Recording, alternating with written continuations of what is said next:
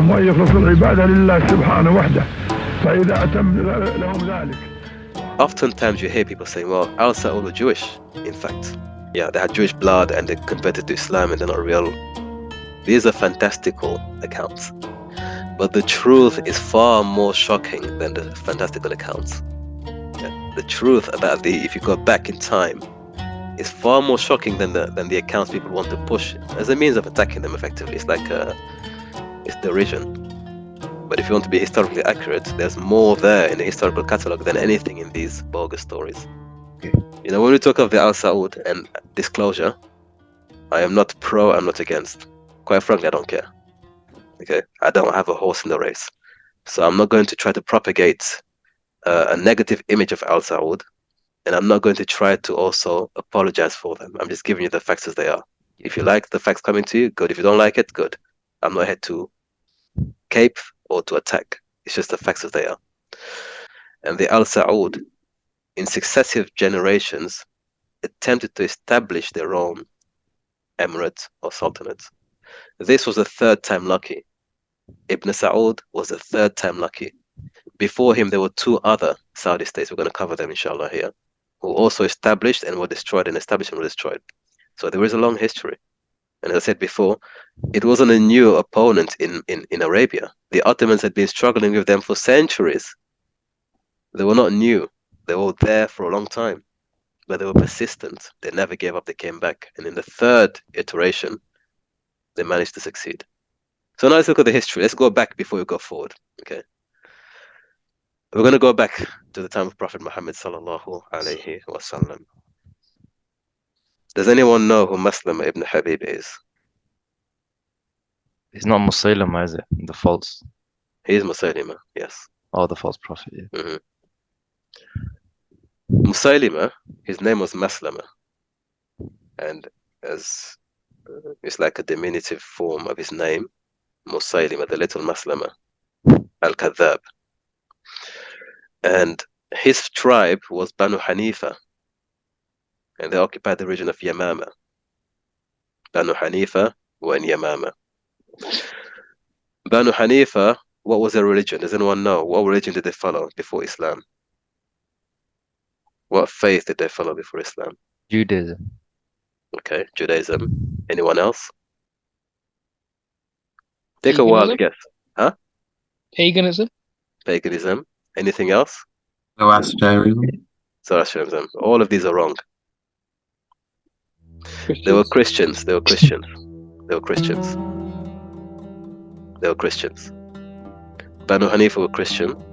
Musaylima was actually somebody who studied Latin and traveled to Jerusalem and studied Latin and the Bible. He was a Christian, and his people were Christians. And he was a learned Christian who also learned Latin. So there goes the theory of Arabs had no literacy skills. Many of them were actually multilingual. They had to travel to the Byzantine emperors or regions in the summer and down to Yemen and to the Aqsumite kingdom in the winter. So they had language and therefore also the ability to read and write, at least the trading, the merchant class.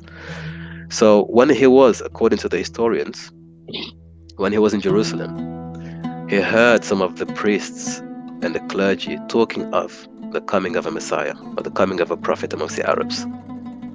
And he hoped that he was that person. He had hope to be that person. But when Muhammad sallallahu alaihi wasallam enters Medina, there were many people in Medina and surrounding regions who already had ambition. So Maslama or Musaylima had the hopes of being a prophet. And Abdullah, subhanAllah, I forget the name, the biggest hypocrite in Medina, somebody help me out, Abdullah ibn Salul. Abdullah ibn Ubay ibn Salul. Yeah, exactly, Ibn Ubay ibn Salul had the ambition of being what in Medina before Muhammad sallallahu alaihi wasallam arrived? King, The yes. king of Medina. Yes. In fact, they prepared his crown. They were about to crown him, as one of the Sahaba said. They prepared his crown for him, Ya Rasulullah. He was about to be crowned and you walked in. So this, and then there were the Jewish tribes as well. People had ambitions.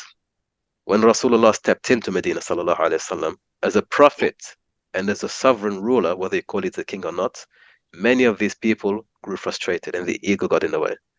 So Abdullah ibn Salul his ego and his hatred for Islam is because he believed he lost kingdom. Musaylima, his hatred and loss was because of what? He lost prophecy. He believed he was a prophet. Literally, he believed it. So in the 9th year of Hijrah, after Hijrah, known as the year of delegation. Why was it known as the year of delegation? Because in the 8th year of Hijrah, what happened? So conquest of Yeah. Mecca. Yes. Yeah. إِذَا جَاءَ نَصْرُ اللَّهِ وَالْفَتْحُ.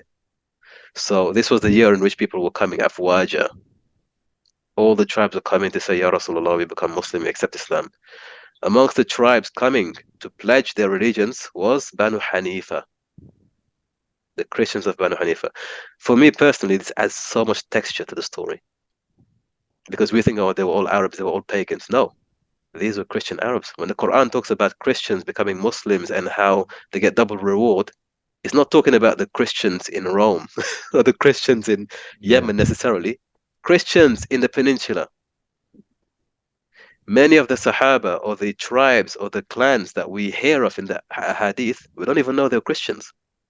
For example, Ghassan, Banu Ghassan, the very famous hadith about Sayyidina Umar.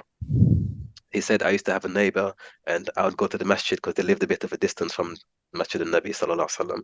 So one day I would go, he'd stay home and look after my home, and the next day I would stay and he'd go, right? We had this back and forth routine. And one day he came and said, Omar, he knocked on my door frantically, said something terrible has happened in Medina. Something terrible. So Omar said, the first thing he said, what? What did he say? What was his number one fear of something happening in Medina? When the man said to him, something terrible has happened in Medina. Ghassan attacking them? Yes. Sayyidina Umar said, has Banu Ghassan finally made good of the promise and come to conquer Medina? Because at the time, Banu Ghassan were a kingdom. They were a kingdom, a Christian kingdom, who was just north of Medina, and were repeatedly threatening the Muslims in Medina. We're going to come and take over. Repeatedly threatening, and they had the backing of the Byzantine emperor. In fact, you can see to this very day coinage. They learned Latin, they read the Bible, and this Banu Ghassan, there is a family to this very day, the royal family of Ghassan. They have a website, by the way. They still exist today. Christian, yeah, Christians. So when we have this imaginary scenario of all the Arabs were illiterate, they didn't know anything about Christianity, they were just all pagans, it's a misnomer. A proper documentary on that, the Ghassanids, the Christian. Yeah, they're still here. So that's just one example. So when we hear these ahadith and we hear these tribes, we don't necessarily know that behind it, some of them are Christians. So there were these people, and Musaylima was killed in the battle of Yamama, and that was the end of him. However, that tribe, Banu Hanifa, from that tribe, Al-Sa'ud directly descends from that tribe. Welcome to HistoryUn, the world's leading online learning platform specializing in Islamic history. Discover the HistoryUn mobile app and participate in regular live and interactive seminars and tune in directly from your handset from anywhere in the world. Enjoy instant access to a growing catalog of on-demand streaming content exclusive to the platform, accessible from a variety of devices including desktops, tablets, and cell phones. Connect instantly with our global community of history enthusiasts via our private community forum.